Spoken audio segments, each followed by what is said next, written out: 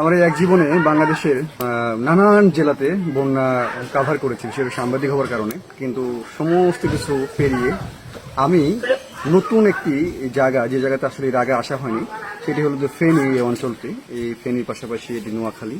তো নোয়াখালী, লক্ষ্মীপুর, ফেনী অঞ্চলের আসলে অধিকাংশ মানুষই আসলে খুবই অর্থবান এবং তাদের সহায় সম্পত্তি অনেক রয়েছে। তাদের বেশিরভাগ মানুষই দেশের বাইরে থাকেন।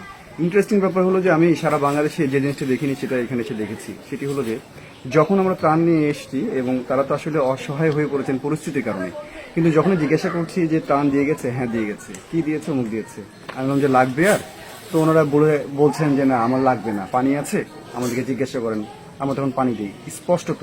কিন্তু এইরকম বিষয়টি যে হাজারো মিথ্যা কথা বলছেন, 10টা টান পাওয়ার পরে বলছে যে আমি কিচ্ছু পাইনি, এই ব্যাপারটি কিন্তু সারা বাংলাদেশে বিদ্যমান।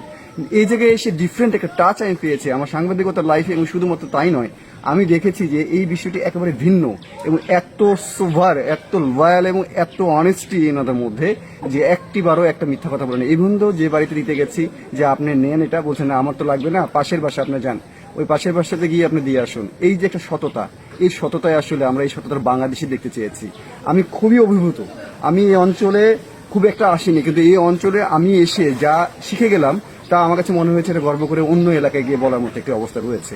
যাই হোক, সবাই ভালো থাকুক, পরিস্থিতির শিকারী মানুষগুলো খুব দ্রুতই সেরে উঠুক, খুব সহজেই ভালো হয়ে উঠুক, আমি এটা প্রত্যাশা করি এখন পর্যন্ত। বাই।